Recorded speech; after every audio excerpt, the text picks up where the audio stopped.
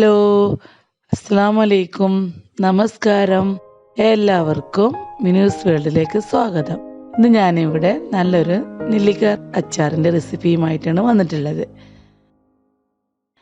അപ്പോൾ നമുക്ക് ഇൻഗ്രീഡിയൻസ് എന്തൊക്കെയാണെന്ന് നോക്കാം. ഇതിന് വേണ്ടത് കുറച്ച് നെല്ലിക്ക, വെളുത്തുള്ളി, കറിവേപ്പില, പച്ചമുളക് ഒരു 2 എണ്ണം ചെറുതാക്കി മുറിച്ചതാണ്, അതുപോലെ ഉണക്കമുളക് 2 എണ്ണം, പിന്നെ ഏതെങ്കിലും ബ്രാൻഡിൻ്റെ അച്ചാർ പൊടി, കടുക്, ഉലുവ, വെളിച്ചെണ്ണ അല്ലെങ്കിൽ നല്ലെണ്ണയാണ് ഉപയോഗിക്കേണ്ടത്. എനിക്ക് വെളിച്ചെണ്ണയാണ് കിട്ടിയത്, അതുകൊണ്ട് ഞാൻ വെളിച്ചെണ്ണ ഉണ്ടാക്കി. മുളക് പൊടി, പിന്നെ വിനെഗർ, ഉപ്പ്.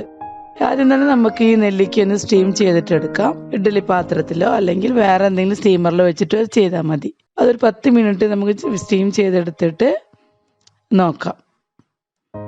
ഇതായിപ്പോൾ നെല്ലിക്ക എല്ലാം ഇങ്ങനെ വിടർന്ന് തുടങ്ങിയിട്ടുണ്ട്.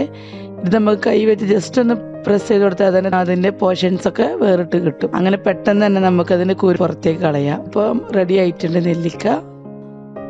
ഇനി നമുക്കൊരു പാൻ വെച്ച് ചൂടാക്കിയിട്ട് അതിലേക്ക് ഒരു 2-3 സ്പൂൺ വെളിച്ചെണ്ണ ഒഴിക്കാം. അതിലേക്ക് 1 ടേബിൾ സ്പൂൺ കടുക് ഇടുക. കടുക് പൊട്ടി വരുമ്പോൾ അതിലേക്ക് 1 ടേബിൾ സ്പൂൺ ഉലുവ.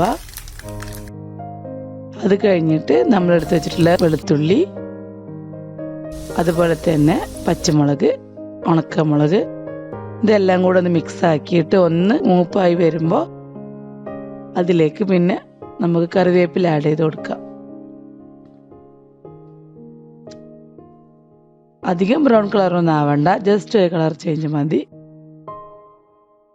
ഇനി നമുക്ക് തീ ഓഫ് ചെയ്തിട്ട് പൊടികൾ ആഡ് ചെയ്ത് കൊടുക്കാം.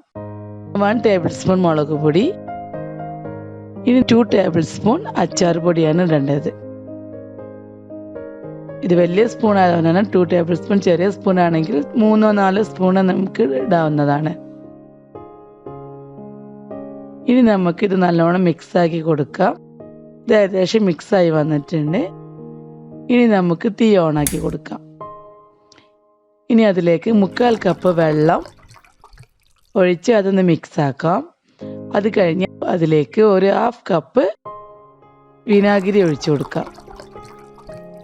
എന്നിട്ട് ഇത് നല്ലോണം മിക്സ് ആക്കിയിട്ട് അതിലേക്ക് ഉപ്പ് കുറച്ച് ആഡ് ചെയ്ത് കൊടുക്കാം. ഇനി നമുക്കിതൊന്ന് തിളക്കുന്നത് വരെ വെയിറ്റ് ചെയ്യാം. ഇതിപ്പോൾ തിളച്ച് വന്നിട്ടുണ്ട്. അതിലേക്ക് നമ്മൾ ഉണ്ടാക്കി വെച്ചിട്ടുള്ള നെല്ലിക്ക ഇട്ട് കൊടുക്കാം. നല്ലോണം മിക്സ് ചെയ്തിട്ട് ഒരു 2-3 മിനിറ്റ് നമുക്ക് ചെറിയ ഫ്ലെയിമിലൊന്ന് അടച്ചു വെച്ച് വേവിക്കാം.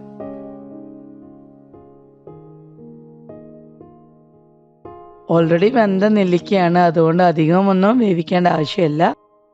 അധികം വേവിച്ച് കഴിഞ്ഞാൽ നന്നായിട്ട് ഉടഞ്ഞു പോവും. ഒരു 3 മിനിറ്റൊക്കെ മതി. ഇതായിപ്പോൾ നമ്മൾ തിള വന്നിട്ടുണ്ട്, നന്നായിട്ട് തിളച്ച് തുടങ്ങിയിട്ടുണ്ട്. ഇനി നമുക്ക് തീ ഓഫ് ചെയ്യാം. എന്നിട്ട് തണുക്കണ വരെ വെയിറ്റ് ചെയ്യാം. ഇപ്പോൾ നമ്മൾ അച്ചാറ് തണുത്തിട്ടുണ്ട്.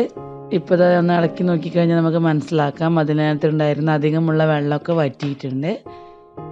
ഇനി നമുക്കിതൊരു പാത്രത്തിലേക്ക് മാറ്റിയിട്ട് നമുക്ക് 2 ദിവസം വെച്ചിട്ട് ഉപയോഗിച്ചാൽ മതി.